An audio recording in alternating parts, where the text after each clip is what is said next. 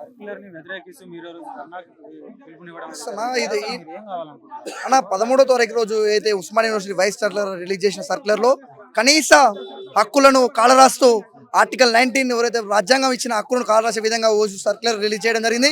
మేము గత వారం రోజుల నుంచి రోజు రాస్తారోకోలు ధర్నాలు నిర్వహిస్తున్నాం, ప్రెస్ మీట్ నిర్వహిస్తున్నాం. కానీ ఇంతవరకు వీసీ స్పందించడం లేదు. ఈ మీడియా తరపున వీసీకి ఒకటే హెచ్చరిస్తున్నాము, రేపు ఉదయం 9 గంటల లోపు మీరు సర్క్యులర్ వెనక్కి తీసుకోకపోతే రేపు ఇదే రోజు వచ్చి ఉస్మానియా యూనివర్సిటీ ఛాంబర్కి వచ్చి ప్రత్యక్ష దాడులకు పాల్పడాల్సిందిగా తెలియజేస్తున్నాము. ప్రత్యక్ష దాడుల్లో కూడా వెనకాడము. ఉస్మానియా యూనివర్సిటీ 100 ఏళ్ల చరిత్ర గల ఉస్మానియా యూనివర్సిటీలో మీరు ఇలాంటి సర్క్యులర్లు రిలీజ్ చేసి విద్యార్థులను భయభ్రాంతులకు గురి చేస్తున్నారు. వీసీ గారు మీరు వెంటనే స్పందించాలి, సర్క్యులర్ను వెనక్కి తీసుకోవాలి. వెనక్కి తీసుకొని ఎడల ఓయూ జేఏసీ ఐక్య విద్యార్థి సంఘాల ఆధ్వర్యంలో రేపు మీ ఛాంబర్ను ముట్టడిస్తామని మీడియా తరఫున హెచ్చరిస్తున్నాను. ఉద్యమాల గడ్డ అంటేనే ఉస్మానియాకు అంటే గడ్డ అని పేరు ఉంది సమయంలో మరి ఇలాంటి సర్క్యులర్‌ని జారీ చేసిన ప్రభుత్వం ఎందుకు స్పందించట్లేదు అంటారు? అన్న దీని వెనక ప్రభుత్వం ఉందని మీడియా ముఖంగా హెచ్చరిస్తున్నాం, తెలియజేస్తున్నామన్నా. ఇంతవరకు ఎడ్యుకేషన్ మినిస్టర్ రాష్ట్ర ప్రభుత్వము ఎవరైతే రాష్ట్ర ప్రభుత్వానికి ఆటంకాలు కలగొద్దు, యూనివర్సిటీ నుంచి మాకు వ్యతిరేకత రావద్దు అనే విధంగా వీసీతోని ఇప్పించారు ఈ సర్క్యులర్ని. వీసీ గారు రాష్ట్ర ప్రభుత్వం వెంటనే స్పందించి ఒక మినిస్టర్ని ఇక్కడికి పంపించి వీసీతోని వాపస్ తీసుకోవాలని తెలియజేస్తున్నాను. ఈ నేటి తరం విద్యార్థులు ఉస్మానియా యూనివర్సిటీ కనీస మౌలిక సదుపాయాలు లేవన్న. హాస్టళ్లలో అన్నంలో బ్లేడ్లు వస్తుంటాయి, రవాణా సౌకర్యం లేదు, స్ట్రీట్ లైట్ ఫెసిలిటీస్ లేదు, వాటర్ ఫెసిలిటీస్ లేదు. ఇవన్నిటి మీద దృష్టి పెట్టాలి. నువ్వు సర్క్యులర్ మీద ఉద్యమాలను ఆపడం చేయడం కాదు. సరైన ఫ్యాకల్టీ కూడా డిపార్ట్మెంట్లలో లేదు. టెక్నాలజీ డిపార్ట్మెంట్లో హెచ్ఓడి లేరు, ఆర్ట్స్ కాలేజ్లో హెచ్ఓడీస్ డిపార్ట్మెంట్లో హెచ్ఓడీస్ ఉండరు. ఇవన్నిటి మీద దృష్టి సాధించకుండా ఉద్యమాలను ఆపేస్తాం, ఉద్యమాలు అణిచివేస్తాం అనే విధంగా ఈరోజు వీసీ నేతృస్తున్నారు.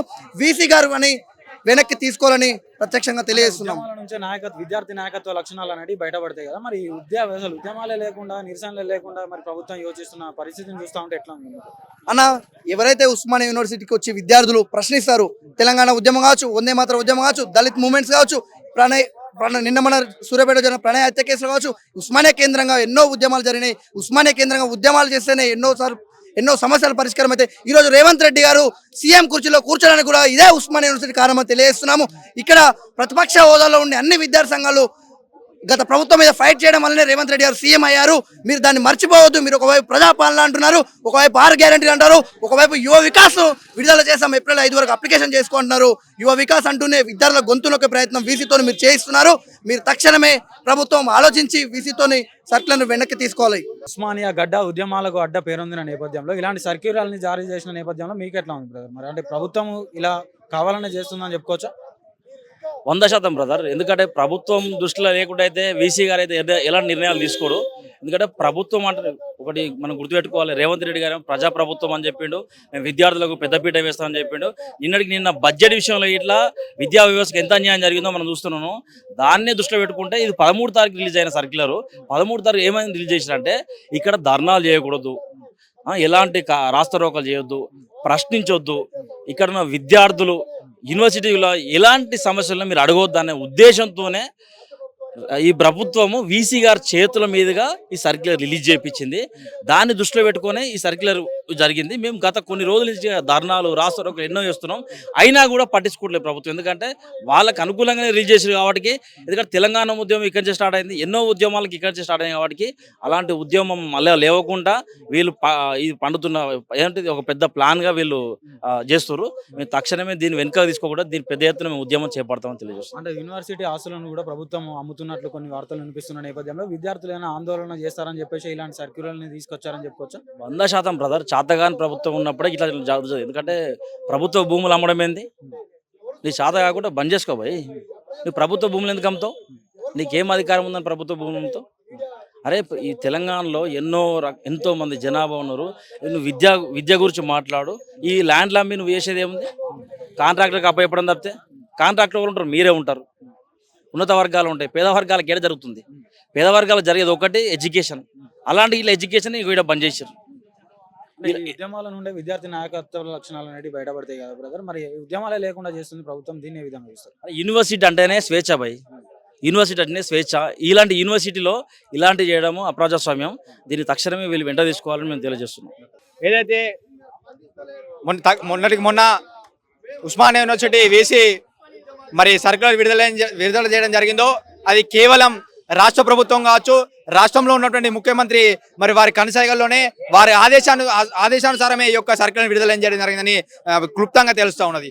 ఇన్ని రోజులు గడుస్తున్నా కూడా మరి విద్యార్థి సంఘ నాయకులు ఉస్మాన్ యూనివర్సిటీ కేంద్రంగా ఎన్నో ధర్నాలు కావచ్చు, ఎన్నో రాస్తా రోకోలు కావచ్చు, అరెస్ట్ అయిన సందర్భాలు ఉన్నాయి. ఇవన్నీ కూడా రాష్ట్ర వ్యాప్తంగా సంచలనం సృష్టిస్తున్నాయి. ఇప్పటి వరకు ఏ ఒక్క ఎమ్మెల్యే కావచ్చు, ఏ ఒక్క మినిస్టర్ కావచ్చు, ఏ ఒక్క నాయకుడు కావచ్చు స్పందించకపోవడంపై దీనికి కేవలం రేవంత్ రెడ్డి ప్రభుత్వం ఉందని తక్షణం తెలుస్తా ఉన్నది. కేవలం ఎందుకోసం అంటే రాష్ట్ర ప్రభుత్వం 6 గ్యారంటీలు అమలు చేస్తానని ఇప్పటి వరకు ఏ ఒక్క గ్యారంటీ పూర్తి అమలు చేయలేదు.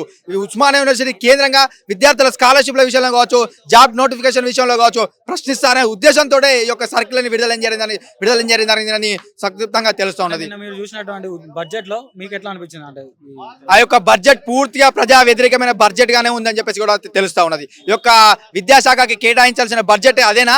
ఈ యొక్క ఏంటంటే ఒక చదువు మన రాష్ట్రం మీద అవగాహన లేని మంత్రులు, అవగాహన లేని ముఖ్యమంత్రులు, అవగాహన లేని ఎమ్మెల్యేలు అని చెప్పేసి కూడా ఈ యొక్క బడ్జెట్ తోటి తెలిసిపోయిందని చెప్పేసి కూడా మేము ఈ వేదిక ద్వారా తెలుపుతున్నాము.